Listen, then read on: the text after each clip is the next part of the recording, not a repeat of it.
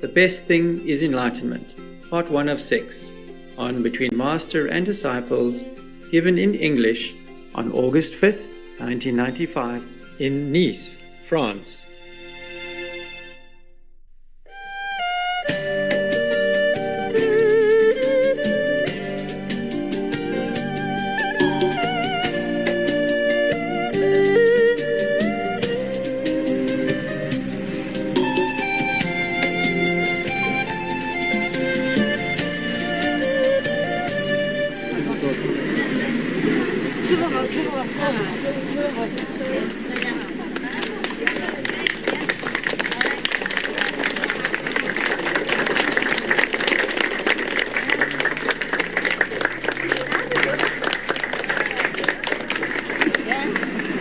Anybody need help?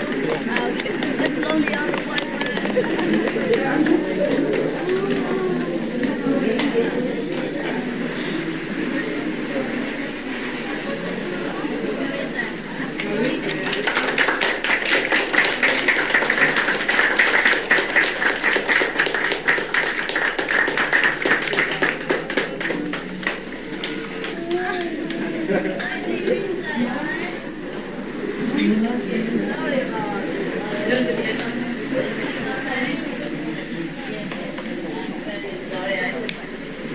Vous savoir, je suis très sincère. The most devoted master.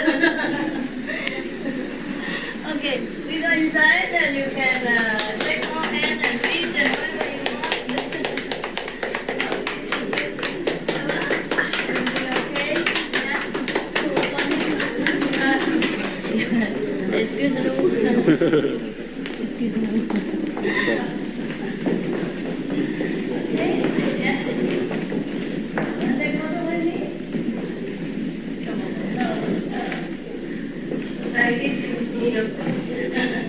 Hey,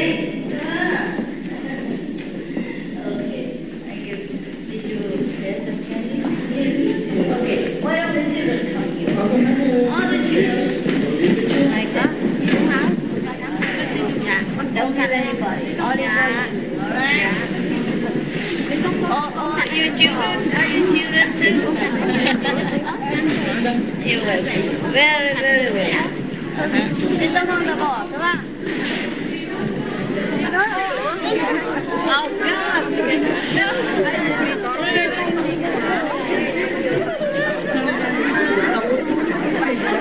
One, two, three.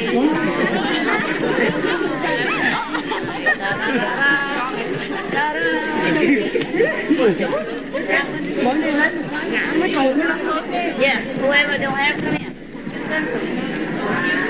Before to squeeze you up. Yes, give me kiss. Did you have something? Thấy không có chưa? Come here, why not? This one? Oh, that one. Here. Okay, and you, what do you need? What do you want? This one or this one? Yeah, take one. Yeah, one. Come there. Did you have candy?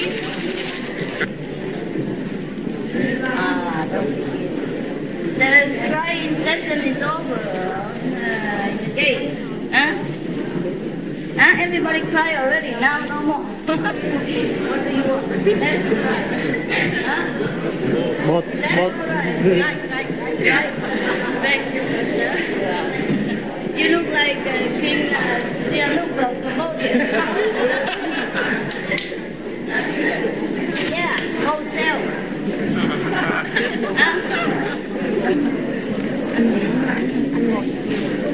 Yes. You like me too much? Oh, yes? You didn't tell me, or I give him some candy. Anybody else? Come over quickly. Come down.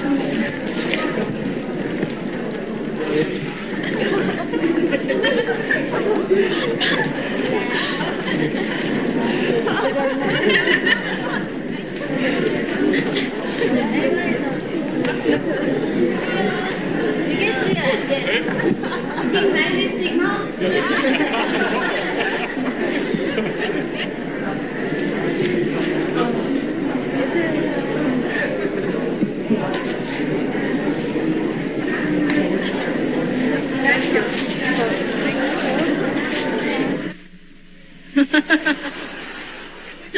so what shall I do? Leave it to you. Everybody says the same thing. So what happened now? What happened now? Oh my God, I have trouble here. What shall I do? Okay, look here. I just say just a name, like Jean. Is there anybody named Jean? Come here. Okay. I don't know his name, all right? It's just coincidence.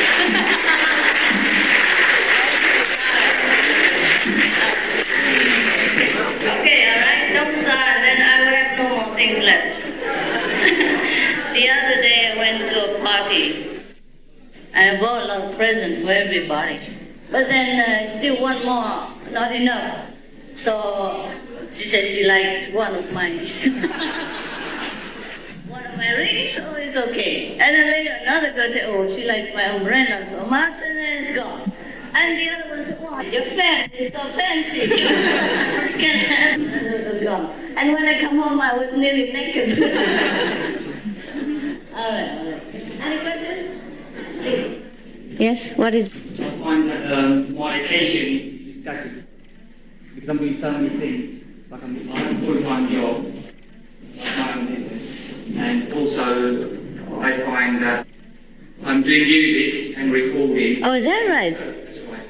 And it's taking so much of my time. And my concentration is affected. So is it wise to start to continue my meditation? And that's the first thing. Should I just continue meditation and leave out the music? No, you do both. Do both? You do both, Yeah. yes. Actually, this doesn't interfere with your concentration. You will find that the mind is always occupied anyhow. With his n'importe quoi. You're French or? English. Okay, with anything. Even if you sit down all day long, you will find, okay, if you don't believe me, you sit all day long, one day, 24 hours, and you find even you don't do anything. The mind is still doing, the thinking and the transmitting and the receiving of all kind of environmental influence. So don't worry about that. Because when I'm doing music, I get caught up in just doing the music. I get so absorbed in it. And I find it's affecting my concentration on meditation. Oh, whatever you do, it will affect your concentration. And if you don't do anything, it also will affect your concentration. But what we do is maybe sometimes you go on retreat for a few days and put everything down. You don't have to go to mountain. Go anywhere that you can be alone. You can be, kind of free of responsibility and no telephone, no children, no wife, thing like that for a few days. Right. And see if you improve. Or you go to some of our places, and just have a quiet time for a while, Okay. But actually, you know what? In this world, we all have to do something. And music is already one of the best things. It's very near to the inner nature. I'm getting encouragement from outside people saying that your music's very good. And on one side I'm thinking it's dragging me away into the worldly things. No. Nothing is worldly. Don't worry about that. Okay. I have another question also. Sure. Do different masters of the sound and light method have different degrees of power? They do? Yes, they do. Right. And do they take the disciples to different regions? Different regions, yes. They do. If the master has gone only up to the third region, then he can only take you up to the third. Right. Yes? And if the master himself or herself has already reached the fifth level of consciousness, of course she will take you up there. Right. In the Eastern teachings it says above the fifth level there are 3 sub-levels, and the highest is the nameless region or Anami region. Do you know of these regions? The highest one? The nameless region. Yeah, nameless one. Yeah. Of course. Right. Of course. It's a little bit boring there, so take it easy. Don't go there too early. Since it's nameless, what do we want to do there? We want to have a master, we want to have fun, we want to have joy. If you go to nameless and nothingness and emptiness, okay, you're in trouble. Yes, it's nothing. Thank you, Master. Actually, there are different descriptions for the Most High, And the nameless region, with many of the people, it could have well been the fourth level of consciousness, yeah, where it's all dark and not interesting and things like that. So be careful. Okay, brother, have you finished with the question? You want to ask one more? Just one more, Master. Yeah, never mind. Ask as many as you want. I'm here for you. You know, there's different groups practicing the same method on the light and sound. Is it okay for us to go with that group also doing the same method, or is it advisable to stay with our own group? No, we don't discriminate between any group, even those other people who do not practice the same method as well, like Zen or breathing or any other things. But normally people with the same mind and the same goal and the same kind of ideal, you know, they have more affinity with each other, and when they sit together, it is stronger. That's all. Instead of you sitting there and maybe, if you are strong enough inside, it doesn't matter where you sit and with whom. But sometimes if you're not strong enough in the beginning, it's better to stick with your own group. You know, same idea of what you're doing. All right? Yes. That's all, but no problem.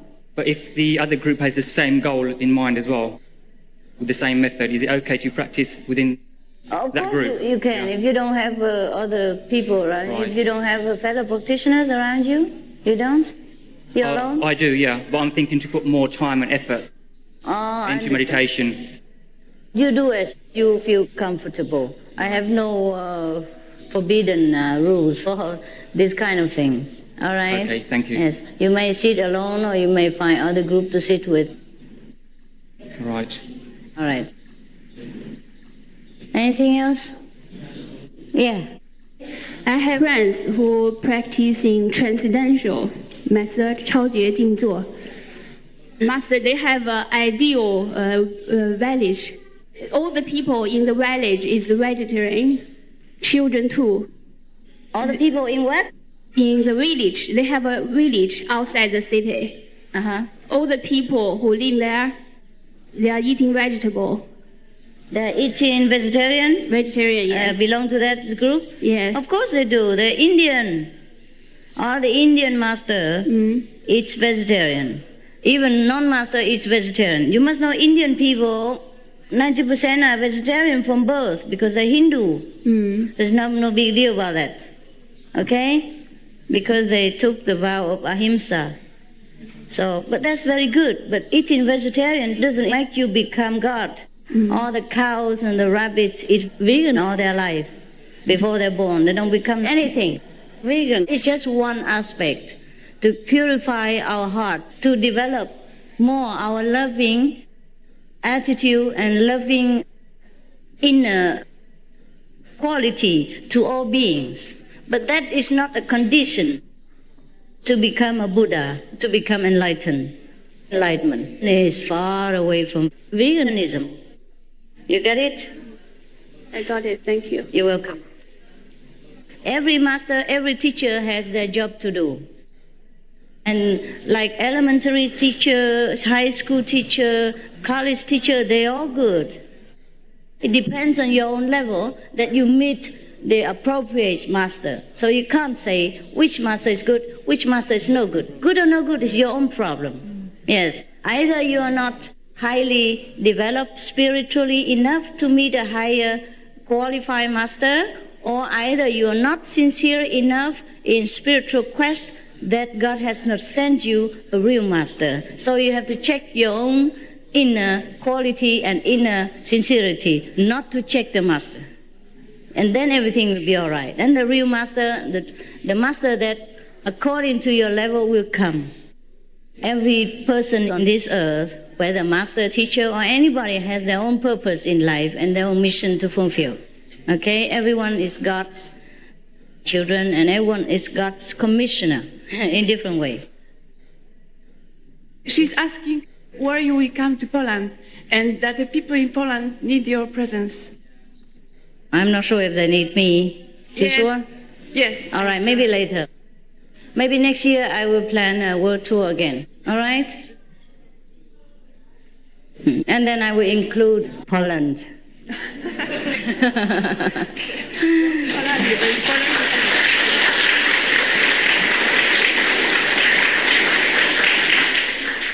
Come. Yes.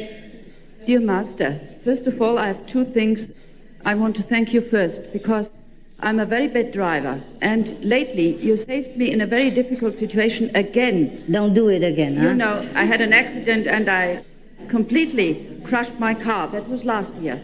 And this year, I was doubling a very long vehicle, and somebody came, and you saved me a second time.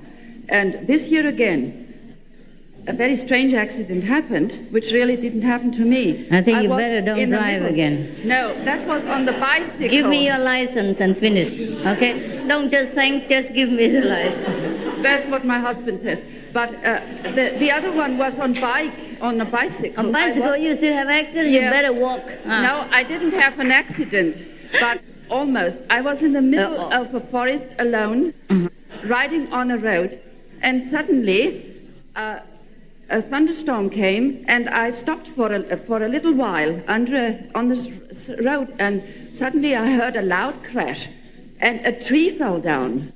Across the road, a huge tree with no apparent reason whatsoever. Terrible. And it just crashed down. There was no storm, there was nothing, and I was about 300 meters away. And I thought if I hadn't stopped because it was thundering and starting to rain, I almost certainly would have been under this tree. And that's what I wanted to thank you for. And lately, thank God. I think somebody's after me because... thank God. Because I always have these near escapes, and I wanted really to thank you on that occasion. Thanks and God. Secondly, I wanted to say just once how much I admire you as a teacher, your teaching qualities, because I'm a teacher myself.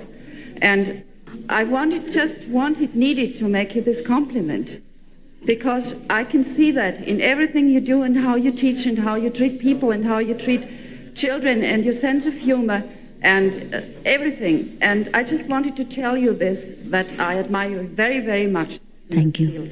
Thank you. Thank you, Master. Thank you.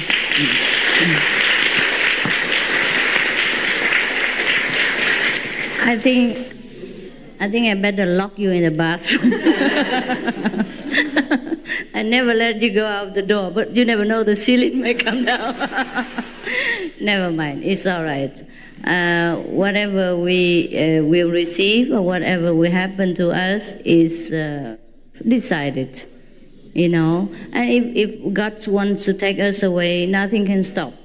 If we are meant to live further, to continue to do His work or to fulfill some purpose on earth, then nothing can harm us. So just go with freedom and recite God's name, yeah, and go with love. And if the tree hit you, you kiss the tree goodbye. It's all right. You should thank God for whatever happened to you. You should not thank me. I don't know anything about it. Anything else? But it's very good to hear that you always escape.